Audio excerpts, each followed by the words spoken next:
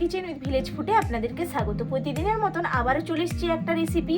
আজকে রেসিপি একেবারে জমজমাট এবং স্বাস্থ্যকর। আমরা অনেক সময় বাচ্চাদেরকে তেল খেতে দিতে পারি না, অনেক সময় বেগুন বেশি তেলে ভাজা হয় বলে আমরা খেতে দিতে পারি না, কারণ প্রচুর তেল থাকে। আজকে কিন্তু তেল ছাড়াই বেগুন দিয়ে বেগুন রেসিপি করব। বেগুন ভাজা কি করে হয় আমিও ভাজবো, কি করে সম্ভব আপনাদেরকে করেও দেখাবো যে সত্যি কি ভালো লাগে তেল ছাড়া বেগুন ভাজা কি করে বানানো যায়। চলুন তাহলে দেখা যাক। আমি বেগুনগুলো কেটে নেব। এরকম আমি দুটো সবুজ রঙের বেগুন নিয়েছি, বড় বড় সাইজের। এরকম কিন্তু বেগুনগুলো নেবেন, তাহলে ভালো হয়। আমি বেগুনটা কেটে নিচ্ছি। একটা জামবাটির মধ্যে জল নিয়েছি, ভালো করে আমি বেগুনটা ধুয়ে নিচ্ছি, তারপর আমি কেটে নেব।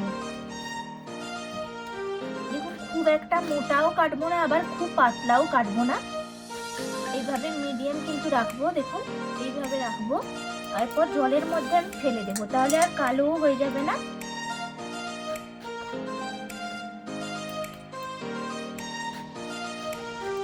দেখুন আমার কাটা হয়ে গেছে, আর একটু বাকি আছে, এটা কেটে নিলেই কিন্তু হয়ে যাবে।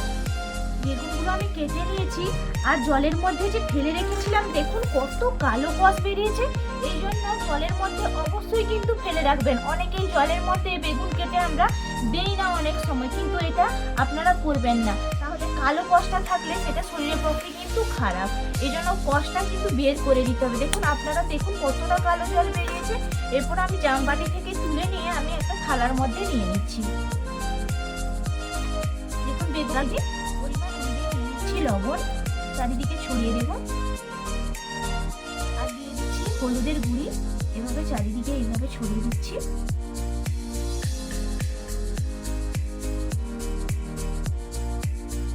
দিয়ে দিচ্ছি কাশ্মীরি লঙ্কার গুঁড়ো, দিয়ে দিচ্ছি চিনি। এরপর আমি হাত দিয়ে ভালো করে লাগিয়ে নেব। এইভাবে আমি এই দিকের অংশটা এই দিকে লাগিয়ে নেব, এইভাবে ঘষে লাগিয়ে নেব, তাহলে পুরো একদম পারফেক্ট ভাবে লাগানো হবে। এইভাবে সবগুলো আমি একইভাবে লাগিয়ে নিচ্ছি। এরপরে এটা আমি থালাটা আলাদা করে রেখে দিচ্ছি, আর একটা আমি থালা নিয়ে নিচ্ছি। এর মধ্যে আমি কিছু মশলা রেডি করে নেব।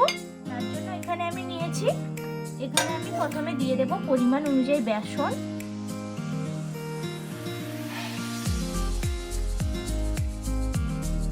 দিয়ে দেব চালের গুঁড়ি, দিয়ে দিচ্ছি হলুদের গুঁড়ি, দিয়ে দিচ্ছি লবণ সামান্য পরিমাণে, আর দিয়ে দেব গোলমরিচের গুঁড়ি, দিয়ে দেব কাশ্মীরি লঙ্কার গুঁড়ো, দিয়ে দেব জিরে গুঁড়ি, আর সঙ্গে দিয়ে দেব ম্যাগি মশলা। ম্যাগি মশলাটা কিন্তু অবশ্যই দেবেন, তাহলে এর স্বাদ দ্বিগুণ লাগবে। এরপর ভালো করে আমি সবকিছু মিশিয়ে নিচ্ছি। এখানে সব মশলা মেশানো হয়ে গেল, আর দেখতে কি সুন্দর লাগছে। এরপর এখানে দেখুন বেগুনগুলো যে মাখিয়ে রেখেছিলাম, এগুলো থেকে দেখুন একটু একটু কিন্তু জল বেরিয়ে গেছে, আর চিনিটা যে দিয়েছিলাম চিনিও কিন্তু একেবারে গলে গেছে। এই সময় এখানের মধ্যে আমি কোট করে নিচ্ছি।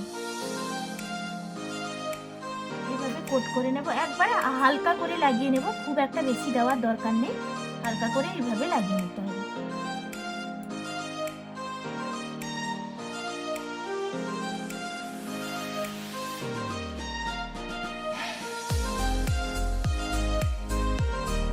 দেখুন ভালো করে মাখানো হয়ে গেছে, আর ওপর থেকে দেখুন একেবারে চুষে নিচ্ছে, তার মানে একেবারে সুন্দর করে মাখিয়ে নিয়েছি।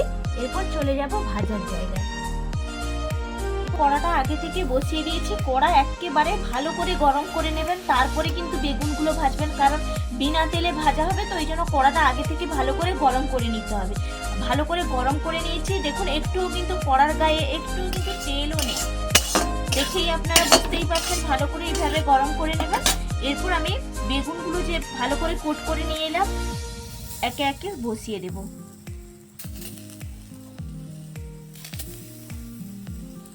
দেখুন গ্যাস একদম কিন্তু আঁচ আমি কমিয়ে দেব। তারপর একটা ঢাকা চাপা নিয়েছি, এই ঢাকা চাপা আমি দিয়ে দেব। ঢাকা চাপাটার গায়ে কিন্তু একটা ছিদ্র আছে, তার জন্য একটা কাঠি নিয়েছি, কাঠি দিয়ে আমি ছিদ্রটা বন্ধ করে দিচ্ছি, তাহলে ভাপানোটা সুন্দর হবে আর ভাজাটাও ভালো হবে। আর আঁচটা কিন্তু একেবারেই কম রাখবেন, না হলে পুড়ে যাবে আর খেতে ভালো লাগবে না। ঢাকা চাপাটা আমি খুলে নেব, এরপর আমি উল্টে নেব। আঁচ কিন্তু একেবারেই কম আছে, দেখুন হালকা করে উল্টে নিচ্ছি। এভাবে উল্টে দেব। দেখুন একটু একটু কিন্তু গায়ে একটু একটু চাকা লেগে গেছে, এইভাবে আস্তে আস্তে উল্টে দেব আমি। আবার ঢাকা চাপা আমি দিয়ে দেব।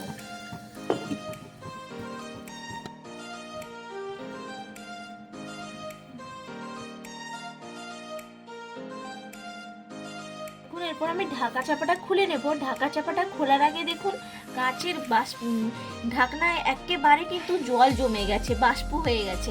এরপর আমি তুলে নিচ্ছি ঢাকা চাপাটা, দেখুন কি সুন্দর হয়েছে। আর উল্টে দিচ্ছি, একেবারে তো তেল নেই, তেল ছাড়া বেগুন ভাজা। দেখুন এরকম কিন্তু একটু একটু হালকা হালকা চাকা না লাগলে তো কাঁচা থেকে যাবে, এই জন্য কিন্তু আঁচ একেবারে কমিয়ে রেখে একটু ভেজে নিতে হবে।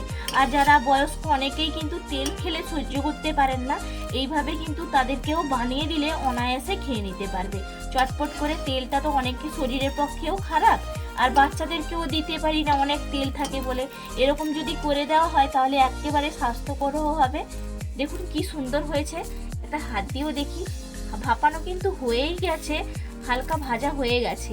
আর একটু ঢাকা চাপা দিয়ে দেব, আর আঁচটাও একেবারে কমিয়ে দেব, তাহলে ভাজা হয়ে যাবে। ঢাকা চাপাটা আমি খুলে নিচ্ছি। দেখুন একেবারে কিন্তু আমার ভাজা হয়ে গেছে, আমি তুলে নিচ্ছি। তেল ছাড়া বেগুন ভাজা। দেখুন একই ভাবে বাকিগুলো আমি ভেজে নেব। কড়াটা কিন্তু ভালো করে গরম করে নেবেন, তারপরেই কিন্তু বেগুনগুলো দেবেন, না হলে ছিটে যাবে আর ভালো হবে না।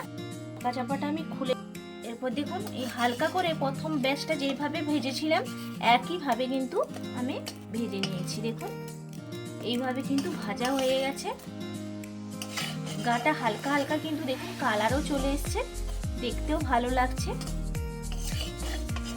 কিন্তু খেতে কেমন হবে জানি না, খেয়েও আপনাদেরকে দেখাবো। আমার সবগুলো ভাজা হয়ে গেছে, আমি তুলে নিচ্ছি।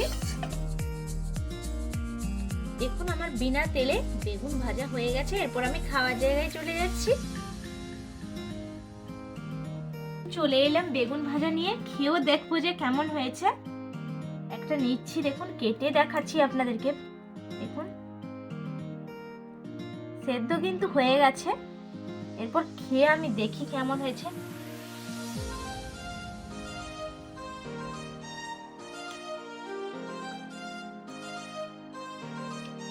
ভালোই লাগছে, তবে তেলে ভাজা শাক তেলে ভাজার মতন, আর এমনি বিনা তেলের মতন স্বাদ হবে, কিন্তু খেতে ভালো লাগছে। আপনারাও একবার ট্রাই করে দেখবেন, মন্দ লাগবে না কিন্তু। আপনারাও এইভাবে বানান, বয়স্কদেরও দিতে পারেন, বাচ্চাদেরকেও দেবেন, ভালোই লাগবে খেতে। ভালোই তো লাগলো, আপনাদেরকে খেয়েও দেখালাম আর পুরো প্রসেসটাও দেখালাম। আপনারাও এইভাবে একবার বাড়িতে বানিয়ে ট্রাই করবেন, আর কমেন্ট করে জানাতে ভুলবেন না কিন্তু বন্ধুরা। আপনারা সবাই ভালো থাকবেন, সুস্থ থাকবেন, টাটা।